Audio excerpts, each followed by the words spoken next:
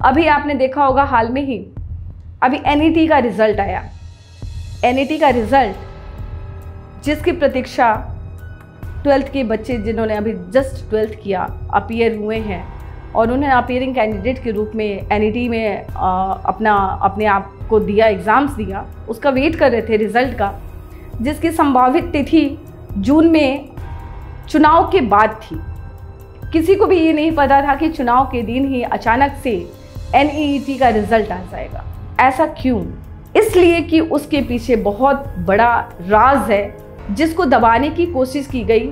सैकड़ों परीक्षार्थियों के भविष्य के साथ सरकार का खिलवाड़, ये एक अहम प्रश्न है। एक अभिभावक होने के नाते, एक समाज सेवी होने के नाते और एक शिक्षिका होने के नाते सरकार की क्या भूमिका है बच्चों के एजुकेशन के लिए, बच्चों के भविष्य के लिए।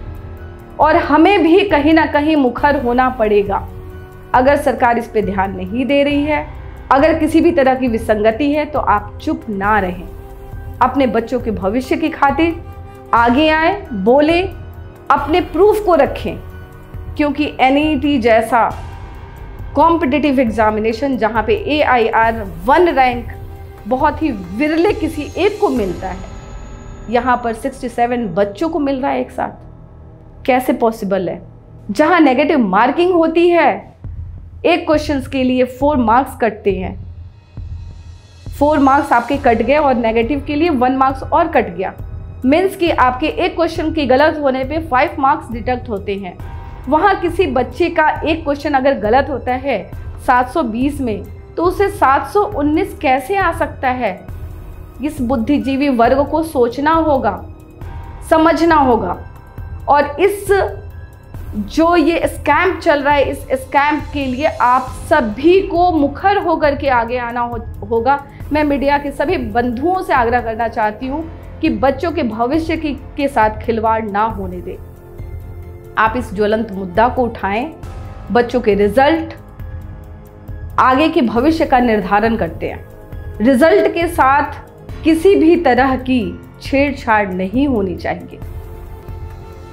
और साथ ही मैं अभिभावक से ये कहना चाहती हूँ कि यदि इस तरह की विसंगतियाँ होती हैं तो ऐसे कंडीशन में आप अपने बच्चों के मनोबल को कैसे बनाए रख सकते हैं, उन्हें डिप्रेस होने से कैसे बचा सकते हैं, उन्हें आगे के भविष्य के रास्ते को कैसे आगे बढ़ने के लिए अग्रसारित कर सकते हैं, इसके लिए आपको मोटिवेट करना होगा।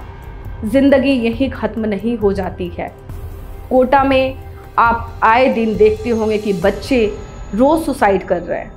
नीट के रिजल्ट आने के पहले ही आज मॉर्निंग में मैं जैसे सुबह उठी, मैंने ट्विटर पे देखा एक बच्ची अपनी हॉस्टल की रेलिंग से उसने जंप लगाया। वो तब से मेरे माइंड में इस तरह से बैठा हुआ है कि इस तरह का प्रेशर क्यों? सरकार कितनी जिम्मेदार है, हम कितने जिम्मेदार हैं, समाज कितना जिम्मेदार है, अभिभावक कितना जिम्मेदार है, ये सोचने का विषय है। जिन बच्चों को हम बड़े लाड़ प्यार से पालते हैं, उनकी हर ख्वाहिशों को पूरा करते हैं, उनके सपने को सजोने के लिए हम कहाँ मेहनत नहीं करते हैं, कोशिश करते हैं कि हर चीज़, हर सुविधाएं अपने बच्चों को दी जाए। आखिर ऐसी वजह क्या है कि बच्चे उस डिप्रेशन में चले जाते हैं कि अपने आप को खत्म करने तक के लिए सोचने लग जाते हैं? क्या हमारी जिम्मेवारी नहीं है? हम अपने बच्चे को किसी लक्ष्य के निर्धारण के लिए अगर सौंपते हैं तो क्या हमने उसके पीछे अपना होमवर्क किया कि हमारे बच्चे क्या उस लक्ष्य को हासिल करने के काबिल हैं भी नहीं है, उनके अंदर वो टैलेंट है कि नहीं है? कहीं हम खुद ही गलत तो नहीं है?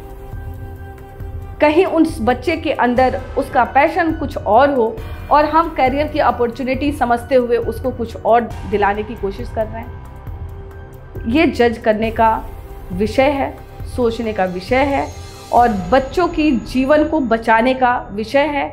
एक सकारात्मक माहौल पैदा करने के लिए हमें ये सोचना ही होगा, बच्चों को आगे बढ़ाना है, उनके बेहतर कल के लिए, बेहतर भविष्य के लिए, बेहतर करियर के लिए। और भारत में से किसी भी शिक्षा का पलायन ना हो, किसी भी टैलेंट का पलायन ना हो, इस सब चीज़ को सोचने के लिए हमें इन मुद्दों पे सोचना होगा। अन्यथा आए दिन आपको कहीं ना कहीं न्यूज़ चैनल्स पे बच्चों के सुसाइड के केसेस और जितने भी एजुकेशंस की इंस्टीट्यूशंस हैं उनका एक अलग प्रेशर जो है, उस प्रेशर की वजह से बच्चों का डिप्रेशन में जाना ये एक स्वाभाविक है। हमें अपने बच्चों को निकालना होगा इस दलदल से, इस कोचिंग इंस्टीट्यूट्स की जो कॉन्स्पिरेसी है उसे भी समझना होगा। आज मैं इस चैनल के माध्यम से धन्यवाद देना चाहती हूँ अनअकैडमी का, धन्यवाद देना चाहती हूँ फिजिक्स वाले का, जिन्होंने अलख पांडे जी ने, जो कि फाउंडर हैं और बहुत तेज़ी से ग्रो कर रहा है फिजिक्स वाला, जिसने खुल करके सामने आकर के एनटीए को चुनौती दी है और उसके ऊपर केस फाइल करने की रिक्वेस्ट करी है। सारे पेरेंट्स को एकजुट कर रहे हैं कि आप सभी आए आगे। उनके यहाँ से उनकी खुशी का ठिकाना नहीं था। अभी जस्ट 2 दिन पहले चुनाव वाले दिन मैं देख रही थी कि उनकी खुशी का ठिकाना इसलिए नहीं था कि AIR रैंक फर्स्ट उनके यहाँ से भी आया था। वो सेलिब्रेट कर रहे थे कि मेरी फिजिक्स वाले इंस्टीट्यूट से एक पहला बच्चा है झारखंड का जिसने AIR 1 रैंक हासिल किया। लेकिन कुछ देर के बाद ही उन्हें समझ में आया, जब उन्होंने रिजल्ट का विश्लेषण किया, स्कोर कार्ड को देखा और सारी चीज़ें देखा कि 719, 718 कैसे स्कोर हो सकता है बच्चे का NET में। उन्होंने तुरंत लाइव आया और लाइव आकर के अपना खेद व्यक्त किया और एजुकेशन सिस्टम से, NTA से सीधा प्रश्न किया कि ऐसा रिजल्ट कैसे।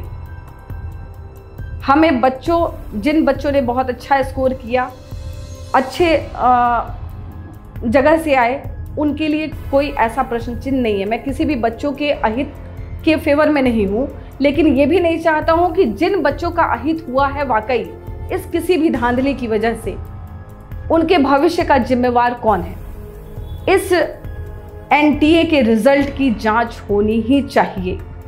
डॉक्टर, मेडिकल जैसा सेंसिटिव फील्ड, उसमें किसी भी तरह की धांधली होना, ना जाने भविष्य में लाखों जीवन के साथ खिलवाड़ करना होगा।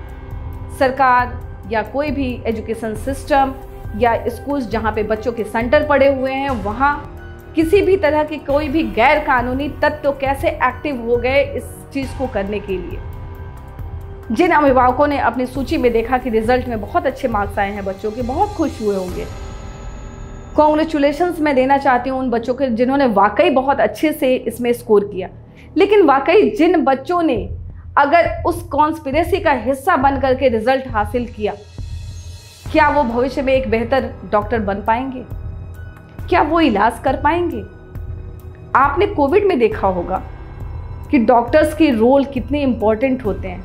लाखों जिंदगियों को डॉक्टर ने बचाया, तो कहीं कहीं डॉक्टर की अनदेखी की वजह से जाने गई भी। तो हम कहाँ जी रहे हैं, किस समाज में जी रहे हैं? हम अगर शिक्षित हैं, बुद्धिजीवी वर्ग में आते हैं, हमारी अपनी एक जिम्मेदारी है अपने बच्चों के प्रति, समाज के प्रति, इस सरकार के प्रति, तो कृपया आप इन सारे ज्वलंत मुद्दों पर मुखर होकर के सामने आए, अपने बच्चों को शिक्षित करें, उनका मनोबल बना करके रखें कि ताकि वो किसी भी तरह के गलत कदम को उठाने से बचे, किसी भी डिप्रेशन का शिकार ना हो।